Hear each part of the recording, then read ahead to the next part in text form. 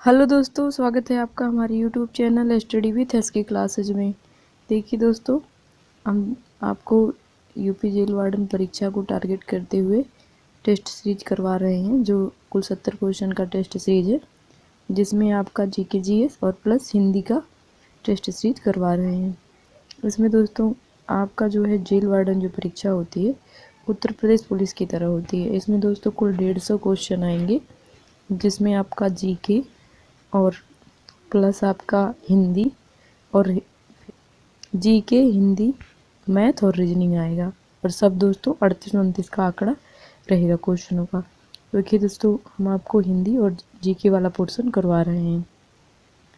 चलिए शुरू कर लेते हैं। पहला क्वेश्चन है, डीएनए जांच केंद्र कहाँ स्थित है। देखिए 4 ऑप्शन दिए हैं, आप जल्दी से अपना आंसर टिक करिए। तो जो डीएनए जांच केंद्र है दोस्तों, ये आपका कहाँ स्थित है, तो ये हैदराबाद में स्थित है। ऑप्शन नंबर सी सही हो जाएगा। इसका पूरा नाम क्या है दोस्तों? Centre for DNA finger printing and diagnostics. कहाँ स्थित है? हैदराबाद में। नेक्स्ट क्वेश्चन देखिए, ओएनजीसी का मुख्यालय कहाँ स्थित है। इसको बताना दोस्तों, जल्दी से बताइए कि ओएनजीसी का मुख्यालय कहाँ स्थित है। तो दोस्तों जो ओएनजीसी है, इसका मुख्यालय आपका देहरादून में स्थित है। ऑप्शन नंबर सी सही हो जाएगा। ओएनजीसी दोस्तों एक गैस कंपनी है, जो भारत की नवरत्न कंपनियों में से सर्वाधिक बड़ी कंपनी है दोस्तों। नेक्स्ट क्वेश्चन देखिए, हाई एल्टीट्यूड रिसर्च लेबोरेटरी कहाँ स्थित है, आपको बताना है। तो देखिए 4 ऑप्शन दिए हैं, जल्दी से बताइए। हाई एल्टीट्यूड रिसर्च लेबोरेटरी जो दोस्तों, ये आपका गुलमर्ग में स्थित है। गुलमर्ग कहाँ स्थित है दोस्तों? तो जम्मू कश्मीर में। ऑप्शन नंबर बी सही हो जाएगा इस क्वेश्चन का। नेक्स्ट क्वेश्चन देखिए, आंध्र प्रदेश के मुख्यमंत्री एवं लोकसभा के अध्यक्ष कौन थे। मतलब एक साथ आंध्र प्रदेश के मुख्यमंत्री भी रह चुके हैं और लोकसभा के अध्यक्ष भी रह चुके हैं। कौन से व्यक्ति थे वो? तो देखिए दोस्तों, एन संजीव रेड्डी, मतलब नीलम संजीव रेड्डी जो है, ये आपके आंध्र प्रदेश के मुख्यमंत्री और प्लस लोकसभा के अध्यक्ष रहे थे। इनका कार्यकाल क्या था दोस्तों? तो ये 18 मार्च 1967 से 1969 तक रहे थे। और दोस्तों ये जो है भारत के राष्ट्रपति भी चुने गए थे। निर्विरोध राष्ट्रपति चुने जाने वाले पहले व्यक्ति थे नीलम संजीव रेड्डी। कब से कब थे दोस्तों? तो ये 1977 से 1982 ईस्वी तक ये राष्ट्रपति के पद पे भी थे। और ये एक ऐसे व्यक्ति थे जिन्हें निर्विरोध चुना गया था राष्ट्रपति के रूप में। नेक्स्ट क्वेश्चन देखिए, तो क्वेश्चन नंबर 4 का ऑप्शन नंबर कौन सा सही हो जाएगा? ए सही हो जाएगा। नेक्स्ट क्वेश्चन देखिए, निम्नलिखित में से कौन सी नारी है जो भारत की पहली महिला राजदूत तथा संयुक्त राष्ट्र महासभा की पहली महिला अध्यक्ष बनी थी। मतलब कौन है दोस्तों, कौन सी महिला जो भारत की पहली महिला राजदूत और संयुक्त राष्ट्र महासभा की पहली महिला अध्यक्ष भी बन चुकी हैं। तो देखिए दोस्तों, जो विजय लक्ष्मी पंडित हैं, ये आपकी भारत की पहली महिला राजदूत और संयुक्त राष्ट्र महासभा की पहली महिला अध्यक्ष भी बन चुकी हैं। ऑप्शन नंबर ए सही हो जाएगा। नेक्स्ट क्वेश्चन देखिए, भारत कला भवन संग्रहालय कहाँ अवस्थित है, आपको बताना है। तो देखिए 4 ऑप्शन दिए हैं, आप अपना जल्दी से आंसर बताइए दोस्तों। जो भारत कला भवन संग्रहालय है, ये आपका बनारस में स्थित है। कहाँ स्थित है? ये आपका बनारस में स्थित है। ऑप्शन नंबर डी सही हो जाएगा। नेक्स्ट क्वेश्चन देखिए, एक देख लेते हैं दोस्तों, इसकी स्थापना कब हुई थी, ये भी पूछ सकता है। तो 1920 ईस्वी में इसकी स्थापना हुई थी। किसने किया था दोस्तों? तो कृष्णराय दास ने किया था। नेक्स्ट क्वेश्चन देखिए, उत्तर प्रदेश का निम्नलिखित में से कौन सा क्षेत्र सर्वाधिक बाढ़ प्रभावित है, आपको बताना है। मतलब यूपी का जो क्षेत्र है, उसमें से कौन सा क्षेत्र सर्वाधिक बाढ़ प्रभावित है दोस्तों? तो जो पूर्व वाला क्षेत्र है दोस्तों, जैसे गोरखपुर जिला और इधर का जो क्षेत्र है ये सबसे ज़्यादा बाढ़ प्रभावित क्षेत्र है। तो ऑप्शन नंबर बी सही हो जाएगा। नेक्स्ट क्वेश्चन देखिए, देवबंद आंदोलन यूपी संयुक्त प्रांत में किस वर्ष में आरंभ हुआ था? मतलब अभी तो उत्तर प्रदेश का नाम उत्तर प्रदेश है, लेकिन उस टाइम क्या नाम था? संयुक्त प्रांत। जब देवबंद आंदोलन हुआ था तो बताइए वो किस सन में हुआ था दोस्तों? तो जो ऑप्शन नंबर डी है सही हो जाएगा, 1966 ईस्वी में देवबंद आंदोलन हुआ था। इसका शुरुआत किसने किया था दोस्तों? तो मौलाना हुसैन अहमद ने क्या है इसकी शुरुआत की थी, देवबंद आंदोलन की। नेक्स्ट क्वेश्चन देखिए दोस्तों, दो सूचियां दी हैं, आपको मिलान करना है और इसमें एक तरफ जो है मतलब बनाए गए इमारतों के बारे में दिया है, दूसरी तरफ उनसे संबंधित राजा दिया है। तो देखिए जो फतेहपुर सीकरी है पूछ रहा है किसने बनवाया था, तो ये दोस्तों अकबर के द्वारा बनवाया गया था। ऑप्शन नंबर ए जो है दोस्तों किससे मिलान होगा? 3 से। और उसके बाद आपका जौनपुर सिटी, तो ये फिरोज शाह तुगलक द्वारा बनवाया गया था। और जो आपका आगरा सिटी है दोस्तों ये किसके द्वारा बनवाया गया था? तो ये सिकंदर लोदी के द्वारा। और जामा मस्जिद इल्तुतमिश के द्वारा। तो ऑप्शन नंबर ए आपका सही हो जाएगा। नेक्स्ट क्वेश्चन देख लेते हैं, निम्नलिखित में से किसकी क्रियाविधि रिकॉर्ड करने हेतु EEG का प्रयोग किया जाता है? तो आपको बताना है कि EEG का प्रयोग किसकी क्रियाविधि को रिकॉर्ड करने के लिए किया जाता है? तो जो आपका ब्रेन है दोस्तों, मस्तिष्क, इसकी क्रियाविधि को रिकॉर्ड करने के लिए EEG का प्रयोग किया जाता है। ऑप्शन नंबर सी सही हो जाएगा इस क्वेश्चन का। EEG क्या है दोस्तों? इसका अर्थ है इलेक्ट्रोसेफ्लोग्राफ। EEG का फुल फॉर्म है। नेक्स्ट क्वेश्चन देखिए, national bureau of plant genetic research कहाँ स्थित है आपको बताना है।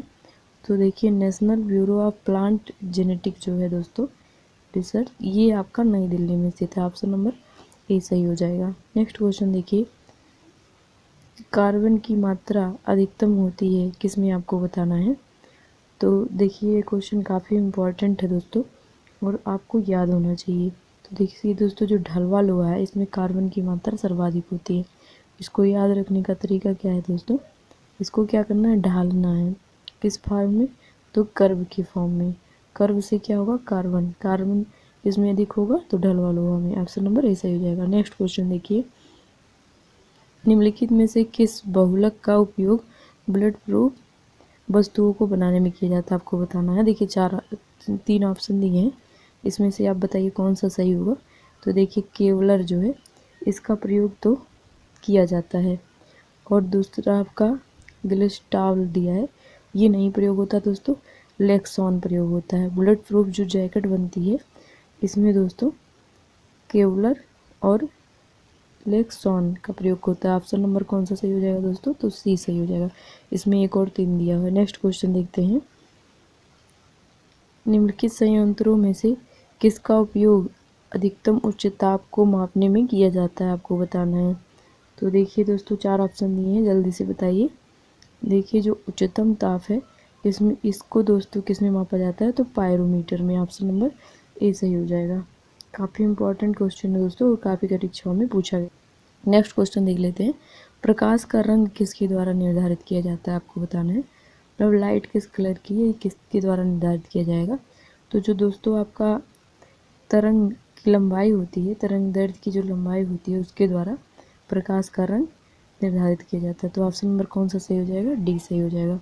नेक्स्ट क्वेश्चन देखिए, भारत के मुख्य निर्वाचन आयुक्त का पद समकक्ष होता है। मतलब जो भारत के मुख्य निर्वाचन आयुक्त होते हैं ये किसके समकक्ष होते हैं आपको बताना है। तो देखिए भारत के उच्च न्यायालय के जो न्यायाधीश होते हैं उनके समकक्ष इनका पद होता है। ऑप्शन नंबर कौन सा सही हो जाएगा? तो ये सही हो जाएगा। नेक्स्ट क्वेश्चन देखिए, किस बाद के फैसले में सर्वोच्च न्यायालय ने सर्वप्रथम घोषित किया कि उद्देशिका संविधान का हिस्सा नहीं है। तो देखिए दोस्तों ऑप्शन नंबर ए सही हो जाएगा। बेरुबारीवाद जो था इसमें संविधान उच्च न्यायालय ने कहा था कि जो संविधान की प्रस्तावना है ये संविधान का कानूनी भाग नहीं है। ऑप्शन नंबर ए सही हो जाएगा। लेकिन बाद में दोस्तों इसको माना गया और उसी आधार पर दोस्तों इसके संविधान की उद्देशिका में एक संशोधन भी किया गया 42वें संविधान संशोधन द्वारा, जो आपको पता होगा। नेक्स्ट क्वेश्चन देखते हैं। देखिए दोस्तों, हम ज़्यादा डिस्कस नहीं कर रहे हैं क्वेश्चन का, क्योंकि डिटेल में पढ़ाना ठीक नहीं है। आप लोगों का ये प्रैक्टिस सेट है, प्रैक्टिस सेट के रूप में करिए। अगर आपको डिटेल में पढ़ना है दोस्तों तो आप लोग स्टैटिक जीके वाला वीडियो ज़रूर देखिए। नेक्स्ट क्वेश्चन देखते हैं। निम्नलिखित में से कौन सी पंचशील की शर्तों से नहीं आता? आपको बताना है निम्नलिखित में से कौन सी पंचशील की शर्तों में नहीं आता। देखिए 4 ऑप्शन दिए हैं, जल्दी से बताइए। देखिए चारों ऑप्शन में जो आपका एक दूसरे पर आक्रमण करना, यह दोस्तों पंचशील की शर्तों में नहीं आता। और जो शांतिपूर्ण सह अस्तित्व और एक दूसरे के आंतरिक मामलों में हस्तक्षेप और एक दूसरे की स्वतंत्रता और अखंडता का सम्मान, ये सभी दोस्तों पंचशील के शर्तों में आता है। तो ऑप्शन नंबर ए सही हो जाएगा। नेक्स्ट क्वेश्चन देखिए। समाजवादी पार्टी का संस्थापक कौन था? आपको बताना है। तो देखिए 4 ऑप्शन दिए हैं, आप जल्दी से बताइए। तो देखिए दोस्तों, जो जयप्रकाश नारायण थे, ये समाजवादी पार्टी के संस्थापक थे। ऑप्शन नंबर ए सही हो जाएगा। समाजवादी पार्टी के संस्थापक कौन थे? जयप्रकाश नारायण। नेक्स्ट क्वेश्चन देखिए। वह कौन सा विधेयक है जो 2013-14 में अंतिम क्षणों में भारत की संसद के समकक्ष से वापस ले लिया गया? आपको बताना है। तो देखिए जो 20 नंबर क्वेश्चन है दोस्तों, इसमें एक ऑप्शन दिया है, कौन सा सही आपको बताना है। देखिए क्वेश्चन क्या कह रहा है। कौन सा विधेयक था जो 2013-14 में संसद के समकक्ष से वापस ले लिया गया था? मतलब पारित होते होते नहीं पारित हो पाया था, आपको बताना है। तो देखिए दागी विधेयकों से संबंधित जो विधेयक था दोस्तों, ये पारित नहीं हो पाया था। मतलब जिसमें कहा गया था दोस्तों कि जो लोग मतलब किसी भी कांड में लिप्त हैं, जैसे मर्डर हो गया या फिर किसी प्रकार की किडनैपिंग या मतलब जो भी मामले हिंसक होते हैं उससे अगर संबंधित हैं, तो वो लोग जो है कि किसी भी प्रकार का चुनाव नहीं लड़ सकेंगे। ऐसा एक विधेयक पारित होने वाला था, लेकिन वो पारित नहीं हो पाया 2013-14 में। तो उसी के बारे में पूछ रहा है। तो ऑप्शन नंबर बी सही होगा, दागी विधायकों से संबंधित विधेयक। नेक्स्ट क्वेश्चन देखिए। भारत का योजना आयोग एक है, क्या है दोस्तों? आपको बताना है। तो देखिए 4 ऑप्शन दिए हैं, जल्दी से बताइए। भारत का जो योजना आयोग है दोस्तों, ये गैर राजनीतिक संस्था है। ऑप्शन नंबर बी सही हो जाएगा, यह एक गैर राजनीतिक संस्था है। नेक्स्ट क्वेश्चन देखिए। वायु की आर्द्रता किस पर निर्भर करती है? आपको बताना है। वायु में दोस्तों आर्द्रता है, ये किस पे निर्भर करेगी? तो ये तापमान, स्थान और मौसम तीनों पे निर्भर करेगी। तो ऑप्शन नंबर डी सही हो जाएगा, उपयुक्त सभी। नेक्स्ट क्वेश्चन देखिए। निम्नलिखित में से कौन सा एक महाद्वीप में उसके संपूर्ण क्षेत्र में मैदानी भागों का प्रतिशत सर्वाधिक है? आपको बताना है कि किस एक महाद्वीप में उसके संपूर्ण क्षेत्रों में, तो जो पूरा क्षेत्रफल है उस महाद्वीप का, उसमें सर्वाधिक महाद्वीप में जो है आपका क्या है? मैदानी भाग है। तो इस क्वेश्चन का आंसर क्या होगा बताइए। तो ऑप्शन नंबर आपका बी सही हो जाएगा, यूरोप का कुल क्षेत्रफल का जो 67% भाग है, कितना? 67% भाग जो है दोस्तों क्या है? ये मैदानी भाग है। ऑप्शन नंबर बी सही होगा। नेक्स्ट क्वेश्चन देखिए। नेक्स्ट क्वेश्चन चलिए देखते हैं। देखिए दोस्तों, अगर आपको हमारा वीडियो पसंद आ रहा हो तो प्लीज़ हमारे चैनल को सब्सक्राइब कर लीजिए, और वीडियो को अगर पसंद आया हो तो लाइक कर दीजिए दोस्तों, और कम से कम 3-4 लोगों में शेयर कर दिया कीजिए, इससे हमारा भी मोटिवेशन बना रहे। 24 नंबर क्वेश्चन देखते हैं। निम्नलिखित देशों में से प्रति एकड़ कपास उत्पादन उच्चतम है? किस देश में दोस्तों आपको बताना है कि कपास का उत्पादन प्रति एकड़ सर्वाधिक है? तो देखिए 4 ऑप्शन दिए हैं, जल्दी से बताइए। ऑप्शन नंबर बी आपका सही हो जाएगा, जो चीन है दोस्तों। चीन में प्रति एकड़ कपास का उत्पादन सर्वाधिक किया जाता है। ऑप्शन नंबर बी सही है। नेक्स्ट क्वेश्चन देखते हैं। किस पहाड़ी प्रदेश में सर्वाधिक वर्षा होती है? आपको बताना है। तो देखिए जो आपका पहाड़ी प्रदेश है मेघालय, जहाँ पे आपकी गारो खासी जयंतिया की पहाड़ियाँ पाई जाती हैं। इसमें से जो खासी पहाड़ी है दोस्तों, यहाँ पे सर्वाधिक वर्षा होती है। ऑप्शन नंबर बी सही हो जाएगा। कौन सा सही होगा दोस्तों? ऑप्शन नंबर बी सही हो जाएगा। नेक्स्ट क्वेश्चन देखिए, निम्नलिखित में से कौन सा एक समूह रेशे वाली फसलों से संबंधित है, आपको बताना है।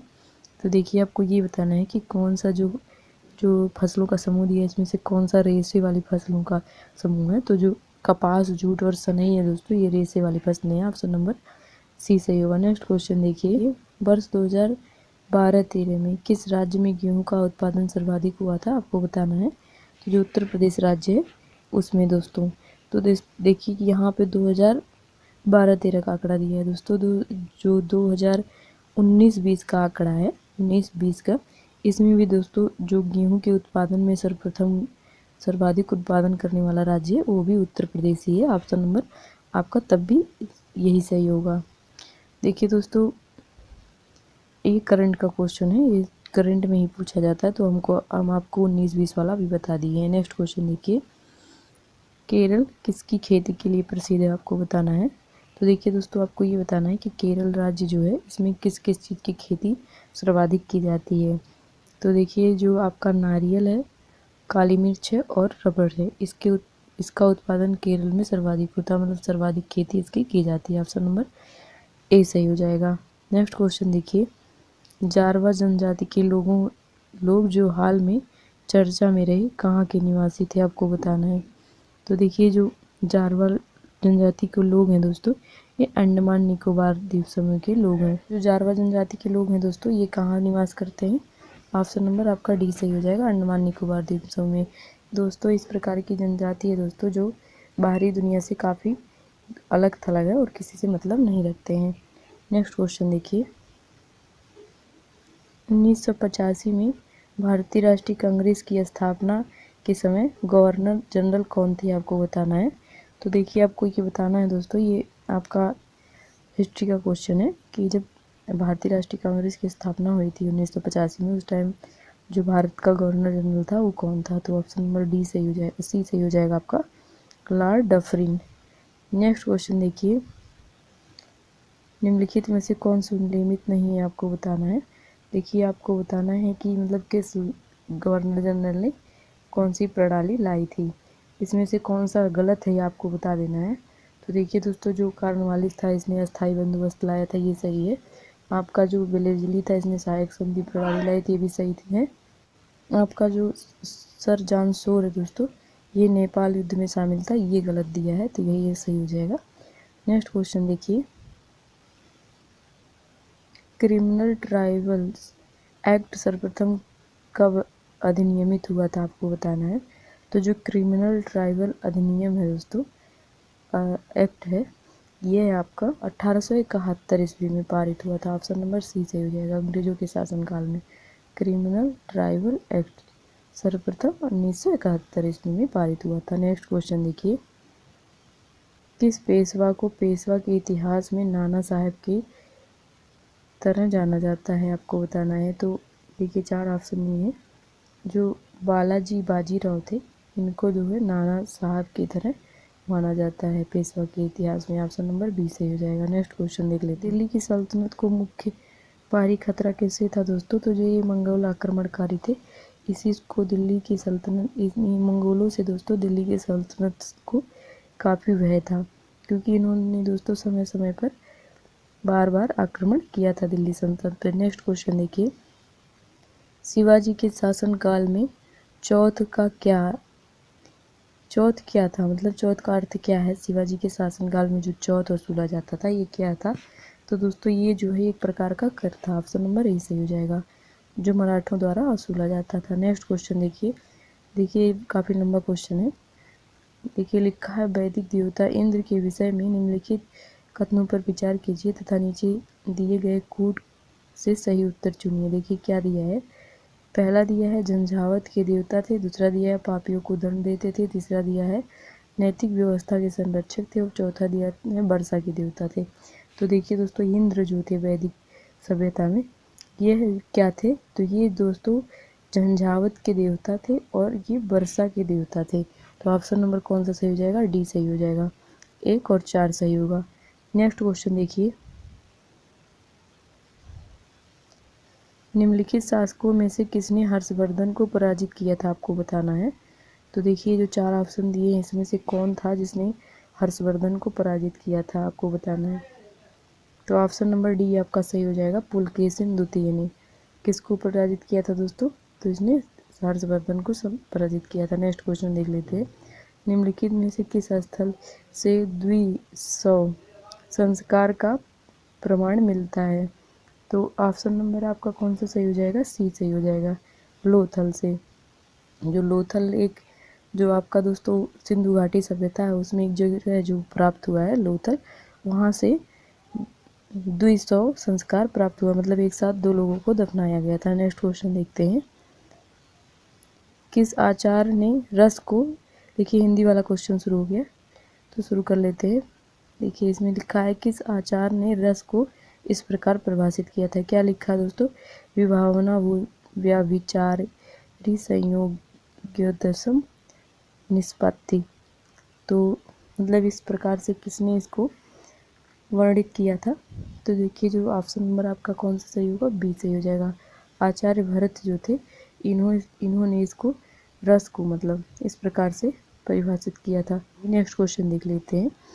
उपसर्ग में सर्ग का अर्थ क्या है, आपको बताना है। जो उपसर्ग होता है उसमें सर्ग का क्या अर्थ होता है, तो देखिए इसके तीनों अर्थ होते हैं। सर्ग का अर्थ सृष्टि करना, निर्माण करना और रचना करना, ये सब क्या है, ये समानार्थी हैं, तो ये सभी होते हैं। ऑप्शन नंबर डी सही हो जाएगा। नेक्स्ट क्वेश्चन देखिए, तत्सम का चयन करना है, इसमें से बताना कौन सा तत्सम है दोस्तों। तो देखिए दोस्तों आकाश जो है ये तद्भव, आम जो है तद्भव, आषाढ़ तद्भव, लेकिन जो आश्रय है ये तत्सम है। नेक्स्ट क्वेश्चन देखिए, जो धातु या शब्द के अंत में जोड़ा जाता है उसे क्या कहते हैं, आपको बताना है। तो देखिए जो धातु या शब्द के अंत में जोड़ा जाता है इसको प्रत्यय कहते हैं। क्या कहते हैं दोस्तों, इसको प्रत्यय कहते हैं। ऑप्शन नंबर डी सही हो जाएगा। नेक्स्ट क्वेश्चन देखते हैं। वर्णमाला कहते हैं किसको, मतलब वर्णमाला किसे कहा जाएगा, आपको बताना है। तो देखिए 4 ऑप्शन दिए हैं, जल्दी से पढ़िए आप और करेक्ट आंसर लगाइए। तो दोस्तों वर्णों के व्यवस्थित समूह को वर्णमाला कहते हैं। ऑप्शन नंबर आपका डी सही हो जाएगा। नेक्स्ट क्वेश्चन देखिए, निम्नलिखित विकल्पों में से किसी एक की वर्तनी शुद्ध है उसका चयन कीजिए, मतलब कौन सा वर्तनी के रूप से सही है आपको बताना है। तो देखिए 4 ऑप्शन दिए हैं, जल्दी से बताइए। जो न्यायाधीश लिखा है दोस्तों 4 प्रकार से, जो इसमें सी वाला ऑप्शन है इस तरह से न्यायाधीश लिखा जाएगा, ऑप्शन नंबर सी सही हो जाएगा। नेक्स्ट क्वेश्चन देखते हैं। देखिए 4 विकल्प दिए हैं, आपको बताना शुद्ध वाक्य कौन सा है इसमें से। तो देखिए जो पहला लिखा राजीव अपने माता पिता का निर्भर रहता है, तो ये गलत हो जाएगा। यहाँ का लिखा है दोस्तों, ये गलत हो जाएगा, कारक की गलती है। दूसरा दिया है राजीव अपने माता पिता पर निर्भर करता है, ये सही लग रहा है। तीसरा देखिए राजीव अपने माता पिता का निर्भर, ये भी यही करनी है दोस्तों। और चौथे में भी, तो ऑप्शन नंबर कौन सा सही हो जाएगा, बी सही हो जाएगा। नेक्स्ट क्वेश्चन देखिए, निम्नलिखित वाक्यों के लिए नीचे दिए गए विकल्पों में से वाक्य के प्रकार को चिन्हित कीजिए। देखिए लिखा है ईश्वर करे तुम्हारा जीवन सुखमय हो, ये किस प्रकार का वाक्य है आपको बताना है। तो दोस्तों ये इच्छावाचक वाक्य है, कहने वाला क्या प्रकट कर रहा है, इच्छा प्रकट कर रहा है कि ईश्वर करे तुम्हारा जीवन सुखमय हो। नेक्स्ट क्वेश्चन देखते हैं, आहूत का विलोम क्या होगा आपको बताना है। तो काफ़ी सरल क्वेश्चन है दोस्तों, आहूत का विलोम आपका क्या हो जाएगा, जल्दी से बताइए। तो अनाहूत हो जाएगा, ऑप्शन नंबर ए सही हो जाएगा। नेक्स्ट क्वेश्चन देखिए, निम्नलिखित प्रश्नों के शब्द युग्म के सही अर्थ का भेद का चयन कीजिए, मतलब किसने कौन जो शब्द लिखा है उसका सही अर्थ लिखा हुआ है। देखिए 4 ऑप्शन दिए, जल्दी से बताइए। देखिए काम सिलसिला, कर्म सिलसिला, कम सिलसिला और कम। तो देखिए जो तीनों ऑप्शन ये गलत है।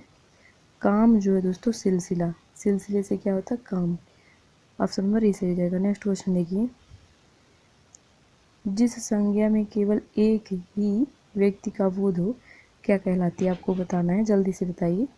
तो जिस संज्ञा में केवल एक ही व्यक्ति का बोध है वो क्या कहलाती है दोस्तों, वो व्यक्तिवाचक संज्ञा कहलाती है, ऑप्शन नंबर बी सही हो जाएगा। नेक्स्ट क्वेश्चन देखिए,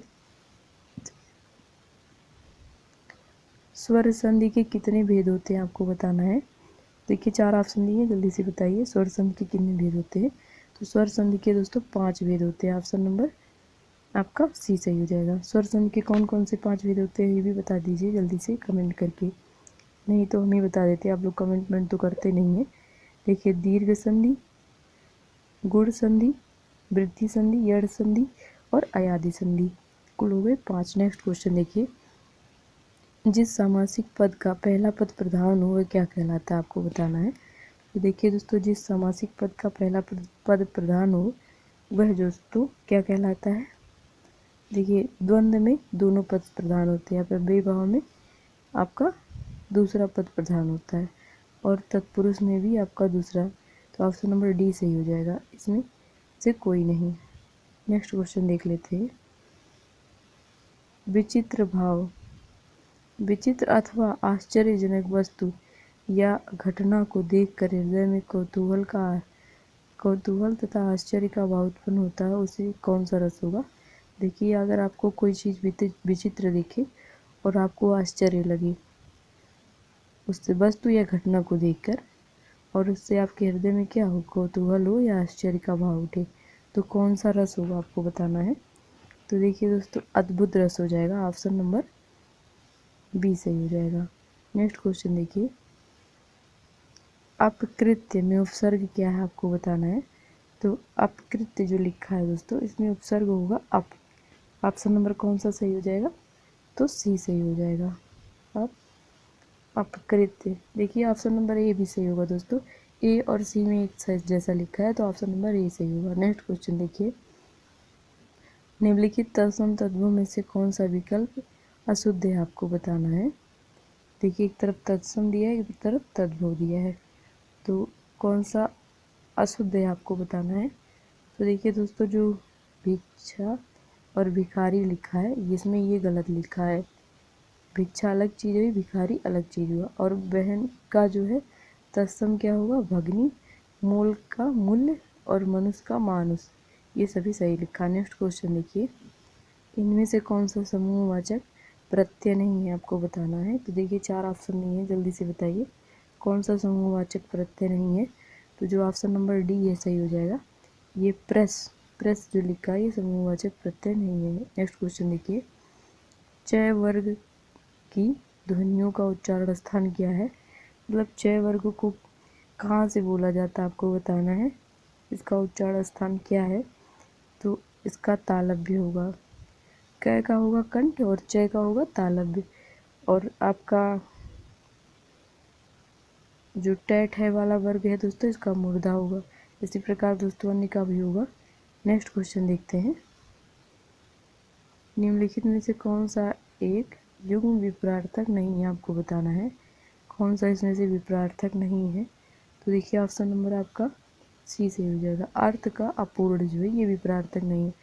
अनाथ का सनाथ दिया ये सही दिया है, आदि का अंत दिया है और अग्रज का अनुज दिया है, लेकिन जो दोस्तों आपका ये दिया है अर्थ का अपूर्ण ये गलत दिया है, तो ऑप्शन नंबर सी सही हो जाएगा। नेक्स्ट क्वेश्चन देखिए, निम्नलिखित सब युग्मों के विकल्पों में कोई एक युग्म सही नहीं है, गलत युग्म का चयन कीजिए आपको बताना। देखिए छत्र छात्र, सूचि सूची, भाग्य दुर्भाग्य और तरंग और तुरंग। तो जो देखिए ऑप्शन नंबर सी लिखा है भाग्य दुर्भाग्य विलोम लिखा और बाकी सभी नहीं है, तो ऑप्शन नंबर कौन सा सही हो जाएगा आपका सी। नेक्स्ट क्वेश्चन देखिए, सम प्लस कृति का संधि शब्द क्या होगा, मतलब सम और कृति मिलकर क्या बनेगा आपको बताना है। तो देखिए ऑप्शन नंबर बी आपका सही हो जाएगा, संस्कृत। ये संस्कृत शब्द का क्या है, संधि विच्छेद है, ध्यान से देख लीजिए दोस्तों, सम प्लस कृति। नेक्स्ट क्वेश्चन देखिए, विद्यादान का समास विग्रह क्या आपको बताना है, मतलब विद्यादान को किस प्रकार से समासिक विग्रह करेंगे। तो जो ऑप्शन नंबर बी है आपका सही हो जाएगा, विद्या का दान, option number B. Next question देखिए, अलंकार को काव्य की आत्मा कहा जाता है, किसका कथन है आपको बताना है, मतलब किसने कहा कि अलंकार जो है काव्य की आत्मा है। तो ऑप्शन नंबर डी सही हो जाएगा, आचार्य रामचंद्र शुक्ल ने कहा था, option number D. Next question देखिए,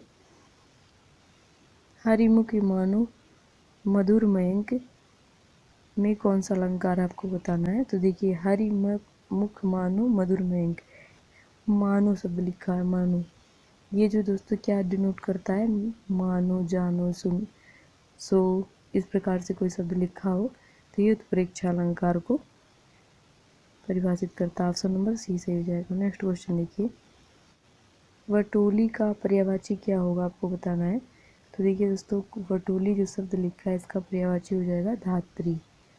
ऑप्शन नंबर ए सही हो जाएगा। नेक्स्ट क्वेश्चन देख लेते हैं, कान भरना मुहावरे का सही अर्थ क्या होगा। तो कान भरना जो है दोस्तों, अक्सर औरतें ऐसा करती हैं, तो इसका सही अर्थ होगा सी, चुगली करना। नेक्स्ट क्वेश्चन देखिए, मदद देना किस मुहावरे का सही अर्थ है, आपको बताना है। तो देखिए 4 ऑप्शन नहीं है, जल्दी से बताइए। ये दोस्तों कंधा देना, ऑप्शन नंबर सी सही हो जाएगा। नेक्स्ट क्वेश्चन देखिए, 3 लोग से मथुरा न्यारी लोकोक्ति का सही अर्थ क्या है। तो देखिए 4 ऑप्शन दिए, जल्दी से बताइए। 3 लोग से मथुरा न्यारी लोकोक्ति का सही अर्थ हो जाएगा आपका जरूरत से ज़्यादा बड़ाई करना। ऑप्शन नंबर सी सही हो जाएगा। नेक्स्ट क्वेश्चन देखिए, लोहे के चने चबाना लोकोक्ति का सही अर्थ क्या होगा। तो इसका ऑप्शन नंबर बी सही हो जाएगा, घोर कठिनाई का सामना करना। लोहे से चना चबाना, घोर कठिनाई का सामना करना। ऑप्शन नंबर बी सही होगा। नेक्स्ट क्वेश्चन देखिए, मरकत जवाहर मणिक ये किसके पर्यायवाची हैं। मरकत, जवाहर और मणिक ये किसके पर्यायवाची हैं, आपको बताना है। तो ऑप्शन नंबर डी सही हो जाएगा, मणि के। नेक्स्ट क्वेश्चन देखिए, कवि शब्द का स्त्रीलिंग क्या होगा। कवि शब्द का दोस्तों आपको स्त्रीलिंग बताना है, तो ऑप्शन नंबर आपका सी सही हो जाएगा, कवित्री। नेक्स्ट क्वेश्चन देखिए, अस्थावर का विलोम आपको बताना है। तो अस्थावर का विलोम क्या होगा, जल्दी से बताइए। अस्थावर का विलोम दोस्तों जंगम हो जाएगा, ऑप्शन नंबर डी। देखिए दोस्तों, इस प्रकार हमने कुल कितना क्वेश्चन देखा, 70। ये क्वेश्चन 2 नंबर का दोस्तों, तो आपका कितना तैयार हो गया, 140 नंबर। इस प्रकार दोस्तों हम आपको 140 नंबर का जो है रोज़ तैयारी करवा रहे हैं। उम्मीद है आपको हमारा वीडियो पसंद आ रहा होगा। अगर आपको हमारा वीडियो पसंद आ रहा हो तो प्लीज़ हमारे चैनल को सब्सक्राइब कर लीजिए, वीडियो को लाइक कर दीजिए और दोस्तों कम से कम 5 लोगों में वीडियो को शेयर कर दिया कीजिए। धन्यवाद दोस्तों।